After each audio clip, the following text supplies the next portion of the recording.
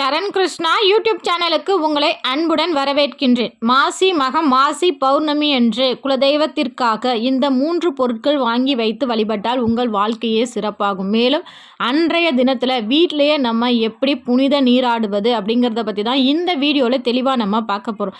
நம்ம சேனலில் உள்ள வீடியோவை ஃபஸ்ட் டைம் நீங்கள் பார்க்குறீங்க அப்படின்னா மறக்காமல் நம்ம சேனலை சப்ஸ்கிரைப் பண்ணி வச்சுக்கோங்க. நம்ம சேனலில் தொடர்ந்து குலதெய்வ பதிவுகள் ஆன்மீக தகவல்கள் வந்து கொண்டே இருக்கும். வாங்க வீடியோக்குள்ளே போகலாம். பௌர்ணமி அப்படின்னாலே ரொம்பவே சிறப்பு. அதுவும் குலதெய்வத்திற்கு ரொம்ப சிறப்பு. அந்த நாளில் குறிப்பிட்ட பொருட்கள் நம்ம வாங்கும்போது அந்த பொருட்கள் சேர்க்கை நம்ம வீட்டில் அதிகமாகவே இருக்கும். அதுலேயும் குறிப்பாக இந்த மாசி மகத்தில் நம்ம வாங்குறதுங்கிறது ரொம்ப சிறப்பு. ஏன்னா அனைத்து கடவுள்களுக்கும் உங்கள் குலதெய்வத்திற்கு மட்டும் இல்லை, உங்கள் இஷ்ட தெய்வங்களுக்குமே உகந்த நாளாக இந்த மாசி பௌர்ணமி மாசி மகம் வருகின்றது. பொருட்கள் முதல் பொருள் தங்கம் மற்றும் வெள்ளி.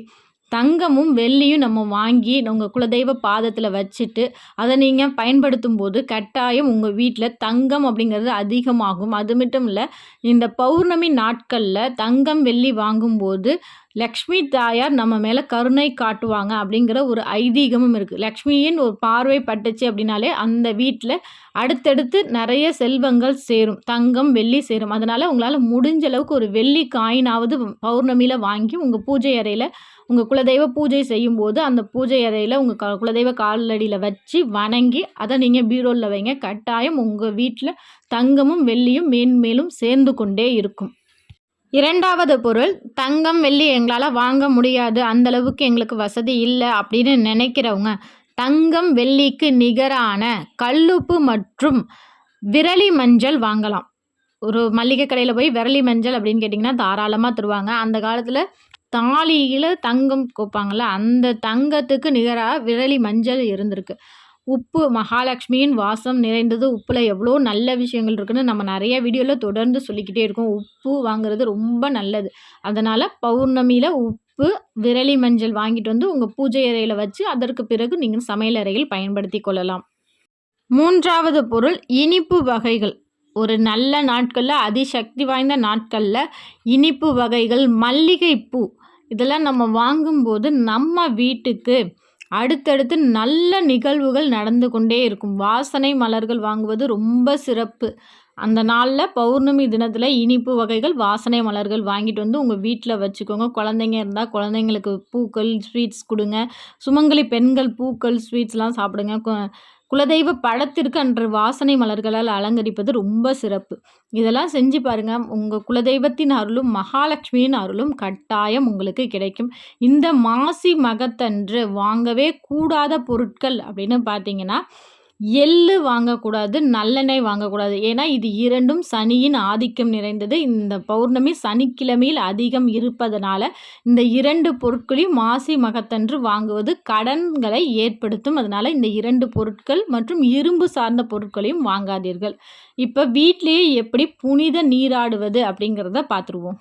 இந்த மாசி மகத்தன்று புனித நீராடுவது, அதாவது உங்கள் வீட்டுக்கு அருகில் உள்ள இல்லை கோவில்களில் உள்ள ஆறு குளம் கடல்களில் குளிப்பது ரொம்ப சிறப்பு. இந்த நீர்களில் மாசி மகத்தன்று கங்கை வாசம் செய்வதாக ஒரு ஐதீகம் இருக்குது. கும்பகோணம் மகாமகம் குளத்தில் குளிப்பது இன்னுமே சிறப்பு. ஏன்னா நம்ம எல்லாரும் பாவத்தை போக்கணும்னா கங்கையில் குளிப்போம். அந்த கங்கை தாயாரே தன்னோட பாவத்தை போக்குறதுக்காக கும்பகோணம் மகாமகத்தில் குளித்தாங்க அப்படிங்கிற ஒரு கதையும் இருக்குது, ஒரு புராண கதையே இருக்குது. இவ்வளவு நல்ல விஷயங்கள் நிறைந்த இந்த மாசி மகத்தன்று, இவ்வளவு சக்தி வாய்ந்த மாசி மகத்தன்று கட்டாயம் வீட்டுக்கு அருகில் உள்ள ஆறு குளம் ஏரி கடல் நீரில் தாராளமாக எல்லாரும் குளித்து விட்டு அதற்கு பிறகு உங்கள் பூஜையை தொடங்குங்க. ரொம்ப சிறப்பாக இருக்கும். ஒரு சிலர் எங்களுக்கு பக்கத்தில் ஆறு குளம் இல்லை, எங்களுக்கு வீட்டில் குழந்தைங்க இருக்குது, எங்களால் போய் குளிக்க முடியாது, நாங்கள் கொஞ்சம் வயசானவங்க, எங்களால் போய் குளிக்க முடியாது, நாங்கள் என்ன செய்கிறது அப்படின்னு கேட்குறவங்க வீட்லேயே இந்த முறையில் நீங்கள் குளிச்சிங்க அப்படின்னா கங்கையில் குளித்த பலன் அப்படியே உங்களுக்கு கிடைக்கும். நீங்கள் எப்போதும் வீட்டில் எத்தனை மணிக்கு எழுந்திருப்பீங்களோ அத்தனை மணிக்கு எழுந்திரிச்சிக்கோங்க. எழுந்திரிச்சு ஒரு பக்கெட்லேயோ வாளிலையோ தண்ணி பிடிச்சி வச்சு உங்கள் குலதெய்வத்தையும் உங்கள் இஷ்ட தெய்வத்தையும் மனதார வேண்டிக்கோங்க. அப்பா என்னால் ஏரி குளங்களில் தான் போய் குளிக்க முடியல. இந்த நீரை கங்கை தாயாரா நினச்சி அனைத்து நீர் தேவதைகளும் இந்த நீரில் வந்து இறங்கி என்னை சுத்தப்படுத்துங்கள். நான் மனதாரவும் உடலாரவும் சுத்தமாக வேண்டும். அதற்கு நீங்கள் அருள் புரிய வேண்டும் என மனதார வேண்டிக் கொண்டு அந்த நீரில் கொஞ்சமாக கல்லுப்பு மற்றும் மஞ்சள் கலந்து தாராளமாக குளிக்கலாம். இது சின்னவங்கலேருந்து பெரியவங்க வரைக்கும் யார் வேணாலும் இந்த மாதிரி வீட்டில் குளிக்கலாம். கண்டிப்பாக அந்த நீரில் கங்கை தாயார், நீர் தேவதைகள் அனைவரும் வந்து வாசம் செய்து நீங்கள் எப்படி மற்ற ஏரி குளங்களில் ஏரி குளம் கடலில் குளித்த பலன்கள் கிடைக்கின்றதோ அதே பலன் இந்த வீட்லேயும் இதே போல் நீங்கள் குளிப்பதனால் கட்டாயம் கிடைக்கும். இதே போல் செய்யுங்க. கண்டிப்பாக எல்லாரும் பயன்பெறுங்க. இந்த வீடியோ உங்களுக்கு பயனுள்ளதாக இருக்கும் என்ற நம்பிக்கையில் மற்றொரு வீடியோவில் சந்திக்கிறேன். இந்த வீடியோ உங்களுக்கு பிடிச்சிருந்தால் லைக் பண்ணுங்கள், ஷேர் பண்ணுங்கள், மறக்காமல் சப்ஸ்கிரைப் பண்ணுங்கள். சரண் கிருஷ்ணா யூடியூப் சேனல். நன்றி, வணக்கம்.